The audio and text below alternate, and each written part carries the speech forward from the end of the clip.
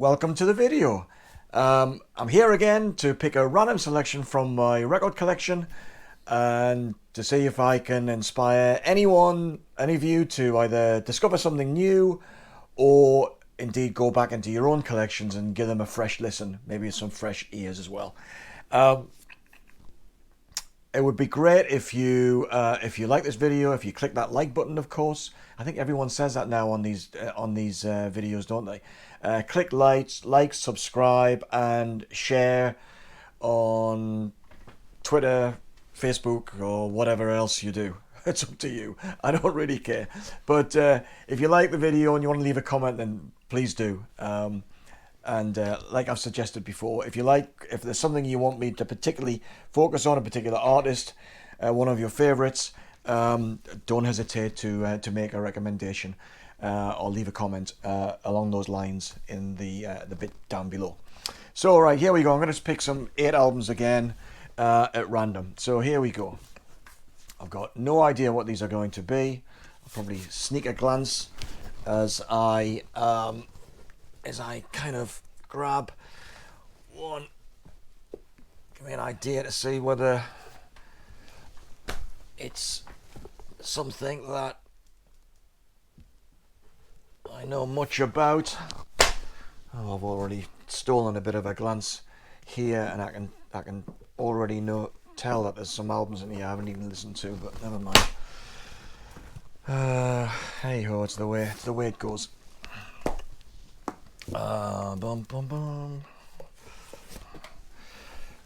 Right, 1, 2, 3, 4, 5, 6. So what have we got down here? 7. I saw that one. That's really interesting. I'm just grabbing something here. I don't know. Where is it? What have we got? Oh, hell spells. Okay, right, there you go. We got 8 albums. Okay, there we are. Right, here we go. In the order they were picked. The first one here is the Neville Brothers, Uptown.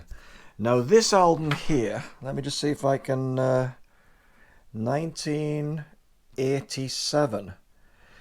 Now, I don't know much about this album at all, but what I do know about the Neville Brothers and Aaron Neville, the singer here, the guy right in the middle, is an amazing singer. Been around since the 60s, made some fantastic solo singles, Tell It Like It Is.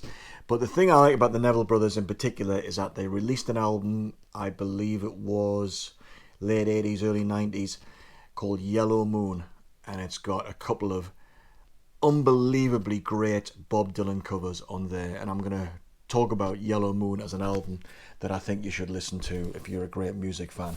Neville Brothers, don't know this one, but yeah, great band, at least by the standards of the of Yellow Moon. Commander Cody, Flying Dreams. Don't know anything about this album.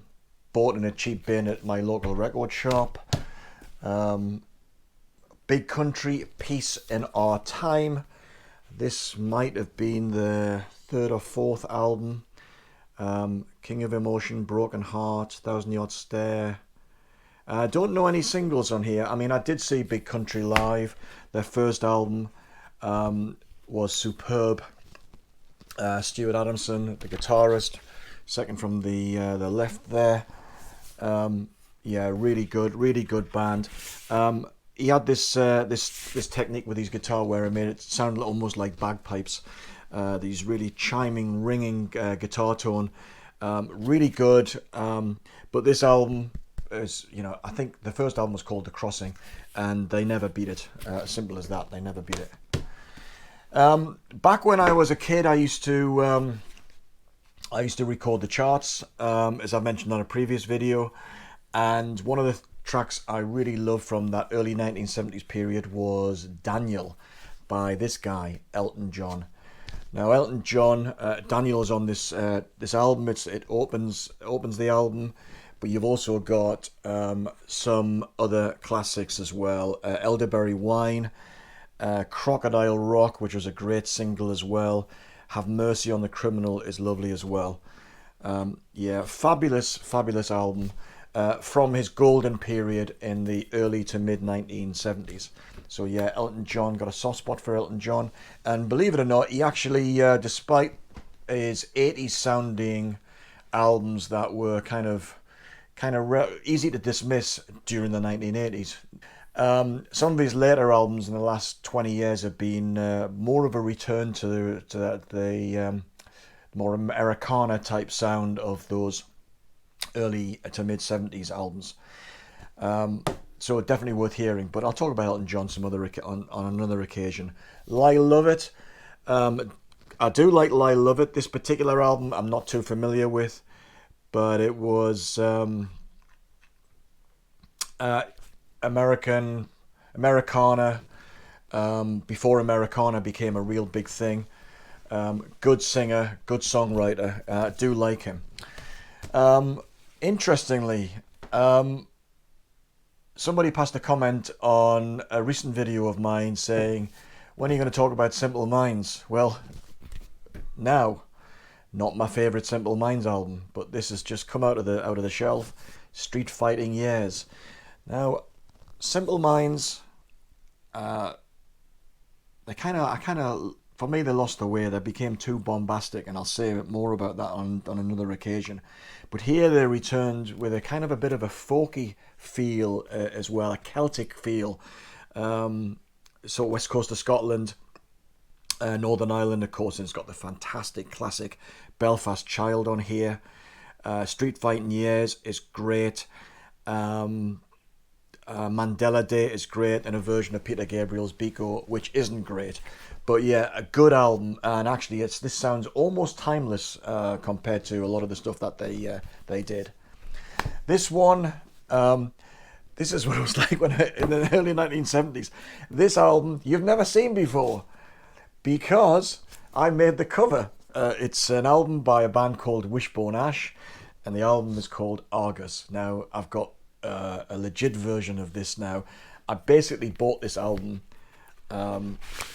cheap without a cover. That's how it came. It's got a little polythene inner sleeve now to protect the vinyl. But yeah, and so I thought I'd make a cover, an Argus. Argus means, I think it means the Watcher or something, so I came up with this cheesy Watcher in the Sky, Watcher of the Skies, for Genesis fans. And the inside cover, there I go. I used to be quite good at art.